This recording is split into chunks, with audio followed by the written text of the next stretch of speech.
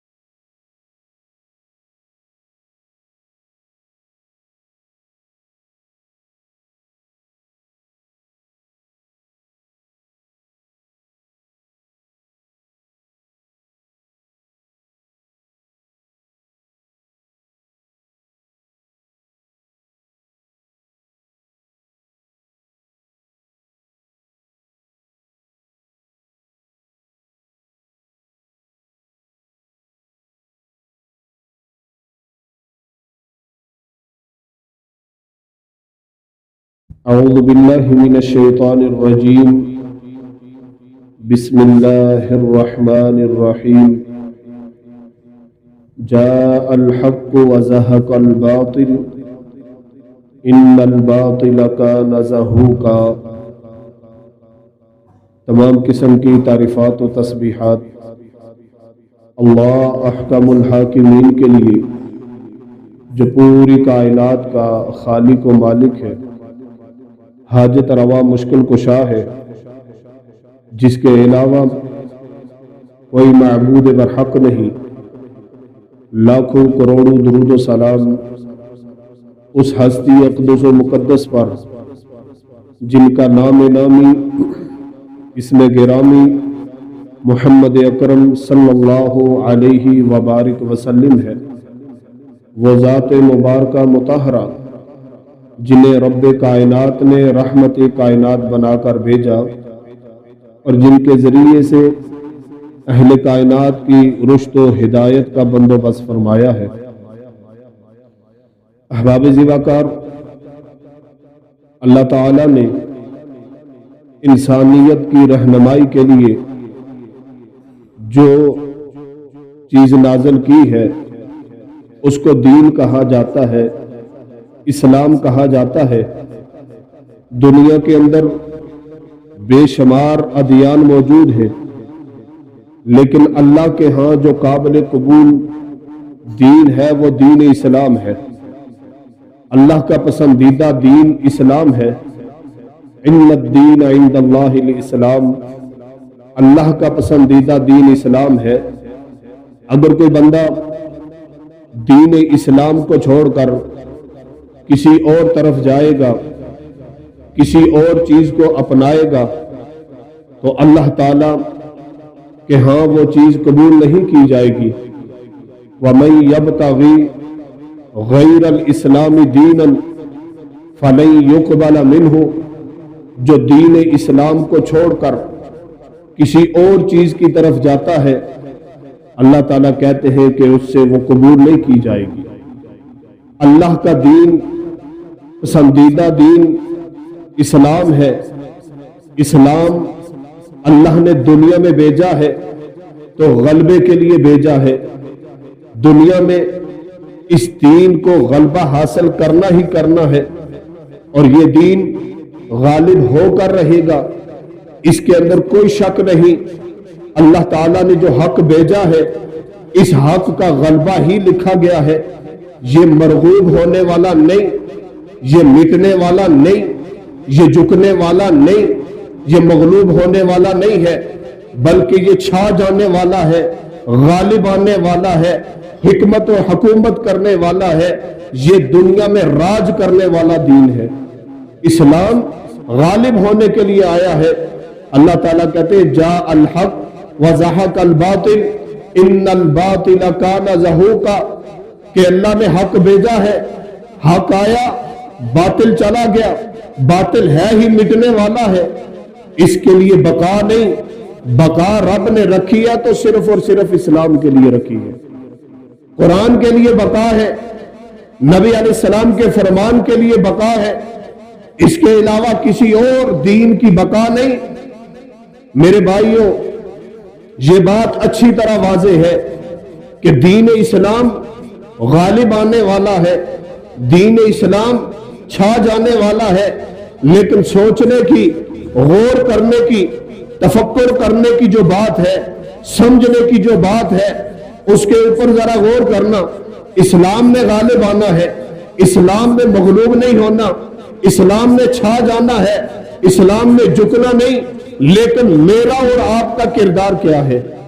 اسلام کے غلبے کے لیے، اسلام کو بلند کرنے کے لیے میرا اور آپ کا کردار کیا ہے؟ اس کے اوپر ہم نے غور کرنا ہے۔ یہ باتیں سمجھنی ہے کہ اسلام تو غالب آنے والی چیز ہے، لیکن اس کے اندر میرا کریکٹر کیا ہے، میرا کردار کیا ہے؟ کیا میں دین اسلام کے غلبے کے لیے تگ و دو کر رہا ہوں، جد و جہد کر رہا ہوں، سعی کر رہا ہوں، یا میں بیٹھا ہوا ہوں، انتظار میں ہوں کہ اسلام غالب آئے گا، میں صرف دیکھوں؟ میرے بھائیوں، ہم نے اپنا حصہ ڈالنا ہے۔ دین اسلام تو غالب آئے گا، یہ رب کا وعدہ ہے، اور غالب ہو کر رہے گا۔ ہر صورت میں، ہر دور میں اسلام غالب آیا ہے۔ جس نے اسلام کو چیلنج کیا وہ تو مٹ گیا، لیکن اسلام غالب ہے، غالب تھا، غالب ہے، غالب رہے گا۔ میرے لیے جو سبق ہے، آپ کے لیے جو چیز ہے، کہ ہم نے اسلام کے غلبے کے لیے کتنی کوشش کی ہے، کتنی سعی کی ہے۔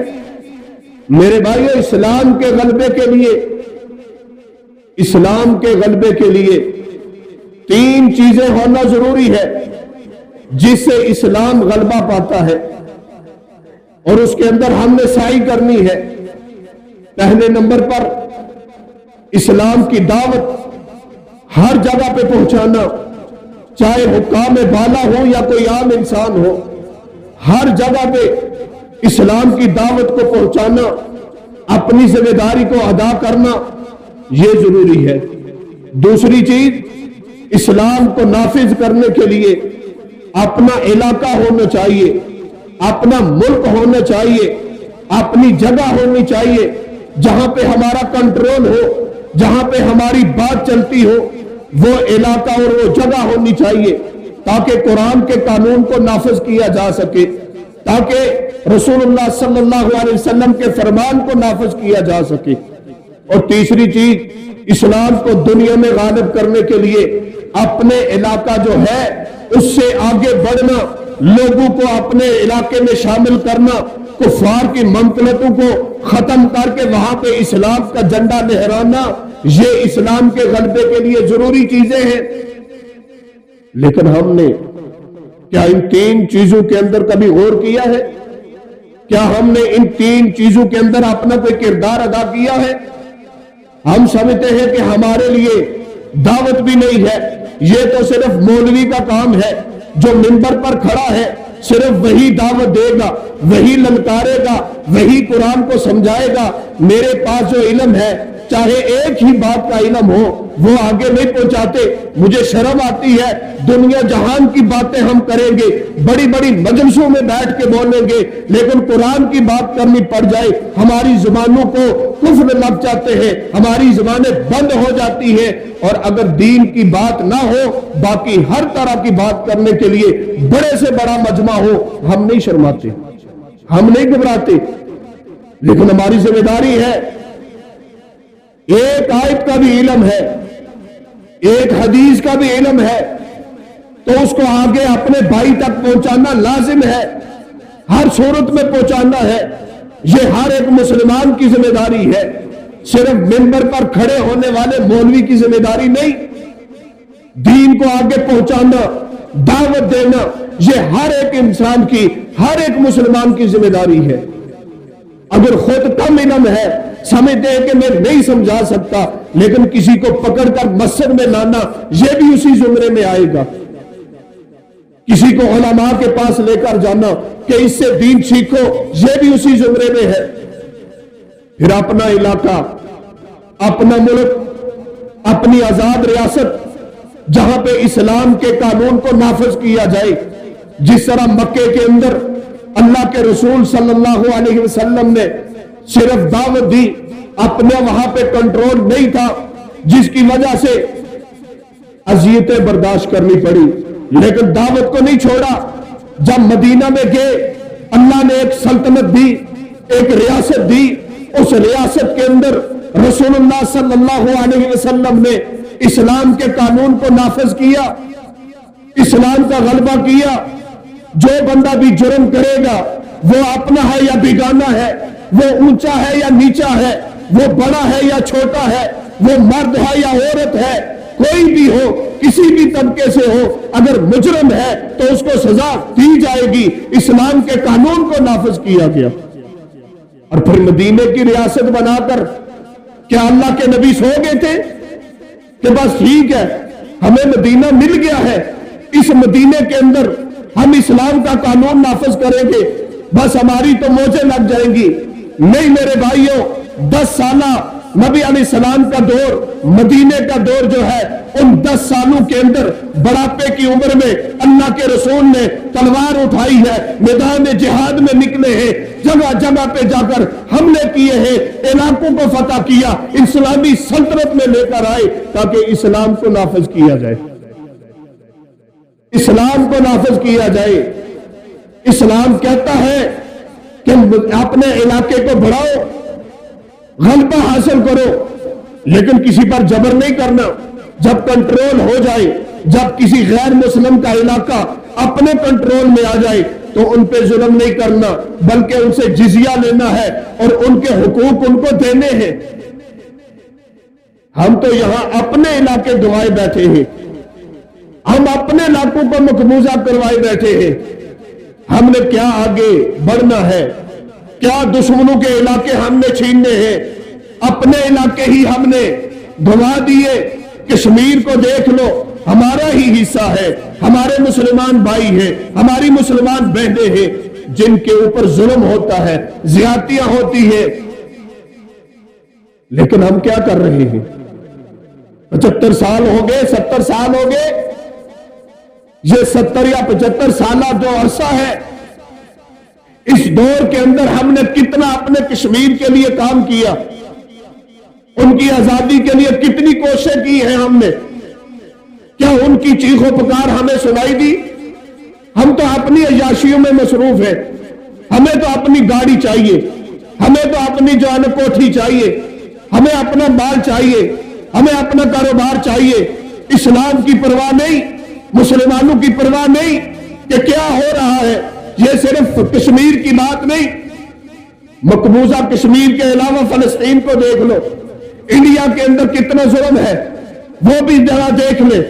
دنیا میں جا بجا مسلمانوں پہ ظلم ہوتا ہے، اور تعجب کی بات یہ ہے کہ دشمن یہود و نصارہ، جن کو سلامتی کونسل کے نام سے یاد کرتے ہیں، آج ہم مسلمان بھیک مانگتے ہیں ان سے کہ ہمارے علاقوں کو چھوڑ دو، جو ہمیں دہشت گرد کہتے ہیں، جو ہم اپنی ماؤں بہنوں کے دفاع کے لیے لڑتے ہیں، جو ہم اپنے ماؤں بہنوں کے عزت کو بچانے کے لیے، اپنے بوڑھوں کے تحفظ کے لیے، اپنے دین کے تحفظ کے لیے میدانوں میں نکلتے ہیں، ان کو دہشت گرد کہتے ہیں۔ اور بڑے تعجب کی بات ہے کہ وہ 50 ملک اکٹھے ہو کر ادھر افغانستان میں مسلمانوں پہ آئے تھے قبضہ جمانے کے لیے، ان کو کسی نے دہشت گرد نہ کہا۔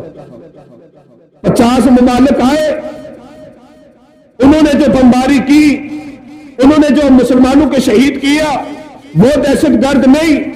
اسامہ بن لادن جو جہاد کے لیے، جو مسلمانوں کو بچانے کے لیے افغانستان کی سرزمین پہ آیا، وہ دہشت گرد بن گیا۔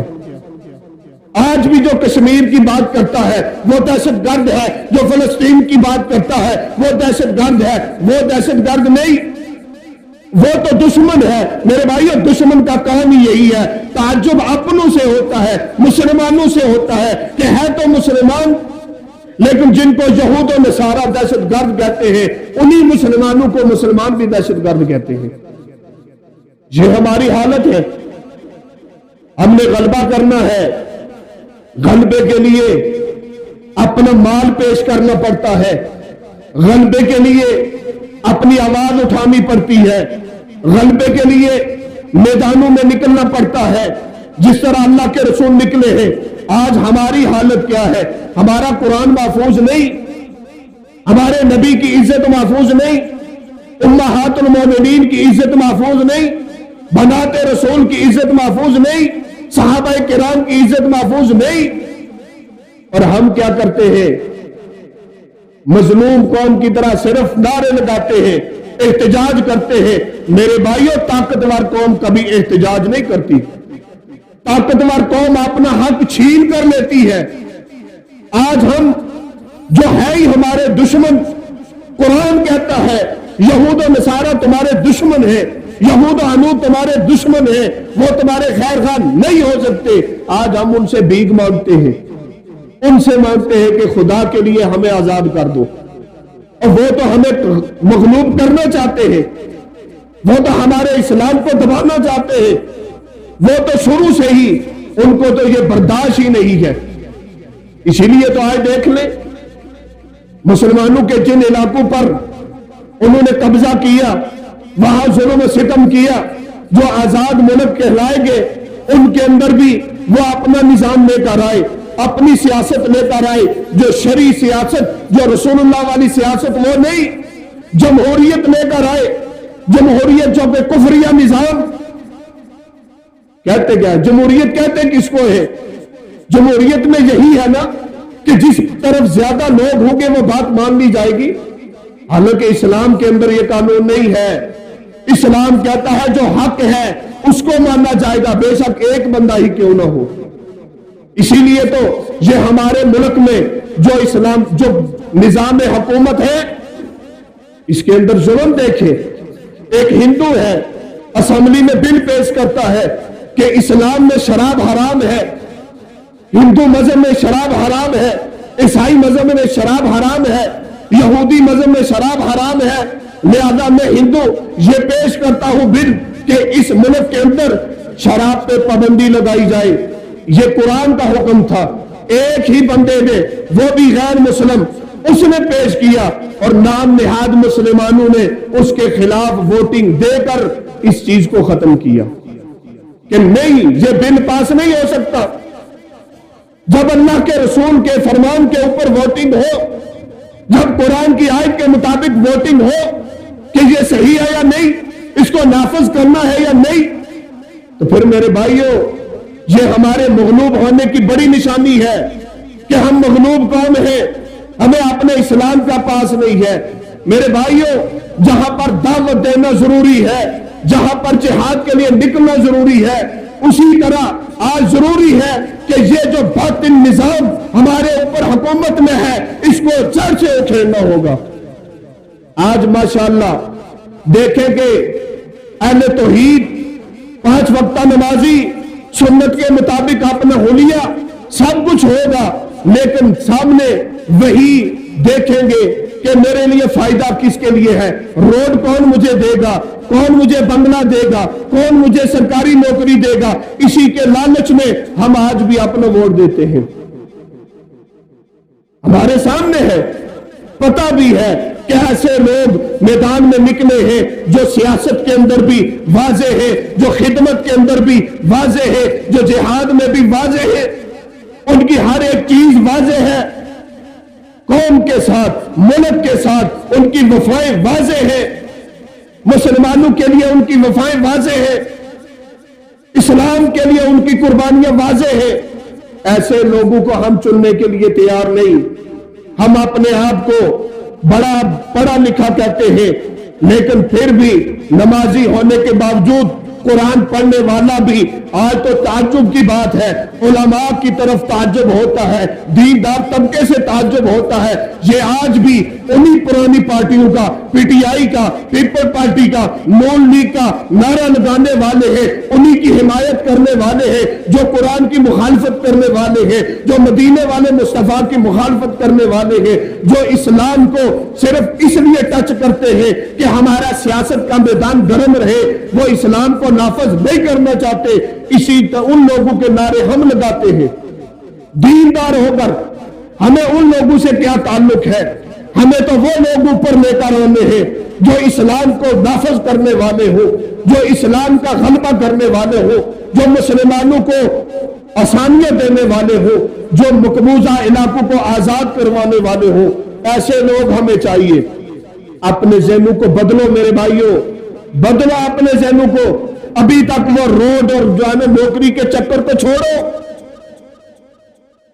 ابھی غلبے کی بات کرو کہ غلبہ کس طرف ہے، عزت کس طرف ہے۔ میرے بھائیوں، صحابہ کرام کو دیکھ لو، کیا وہ روٹی کے لیے لڑتے تھے؟ کیا نبی علیہ السلام نے اپنی جماعت کو روٹی کے لیے لڑایا ہے، روڈ کے لیے لڑایا ہے؟ نہیں، اللہ کے رسول نے اپنی قوم کو صرف غلبے کی طرف لے کر گئے ہیں، صرف غلبے کی طرف، کہ تم نے اسلام کو نافذ کرنا ہے، اپنی حکومت بنانی ہے اسلام کے غلبے کے لیے۔ جب ہم حکومتیں لے کر آئیں گے ایسے لوگ، اور حکومت بنانے کا مقصد ہمارا یہ ہو کہ کون ہمیں جو ہے نا روڈے دے گا، کون ہمارے لیے یہ چیز کرے گا، وہ چیز، دنیاوی مفاد جب سامنے ہوگا پھر کبھی بھی ترقیاں نہیں ہوتی۔ رزق رب کا معاملہ ہے، معیشت بہتر کرنا رب کا کام ہے، رب کے دین سے وفا کرنا تمہارا کام ہے۔ ہم رب کے دین سے وفا کریں گے، ہم رب کے دین کو غالب کریں گے۔ اللہ کی قسم، یہی زمینیں ہمارے لیے ہر طرح کی معیشت کو بہتر کریں گی۔ یہ تو رب کے اختیار میں ہے۔ ہم نے رب کو چھوڑا، ہم نے مدینے والے مصطفیٰ کو چھوڑا، بے وفائیاں ہم کر رہے ہیں، اور پھر دنیا کے لوگوں سے ہم وفا کی امید رکھتے ہیں۔ ہم نے کتنی وفا کی ہے اپنے رب رسول سے، کتنی وفا کی ہے۔ آج ہمیں یہ چیزیں پسند نہیں ہے، ہم اس طرف آنے نہیں چاہتے۔ میرے بھائیوں، یہ بات یاد رکھیں، اپنا وقت لگائیں، اپنا مال لگائیں، اپنی دعوت کو لگائیں، اپنی زبان کے ساتھ، اپنے مال کے ساتھ، اپنی جان کے ساتھ۔ میرے بھائیوں، غلبہ اسلام کے لیے اپنا اپنا حصہ ڈالیں، چاہے اپنے ملک میں نظام بدلنے کے حوالے سے ہو، یا پھر مقبوضہ علاقوں کو آزاد کروانے کے حوالے سے ہو، کسی لحاظ سے بھی ہو، غلبہ اسلام کے لیے اپنے آپ کو پیش کیجئے۔ یہی چیز کل قیامت کے دن کام آنے والی ہے، یہی چیز تمہیں دنیا میں بھی عزت دے گی، یہی چیز کل قیامت کے دن بھی تمہیں عزت دے گی۔ اگر ان چیزوں کو ہم نے چھوڑے رکھا، یہود و نصارہ کے دامن کو تھامنے کی کوشش کی، تو جس طرح آج ذلت کی زندگی گزار رہے گے، آئندہ بھی اسی طرح گزارتے رہیں گے۔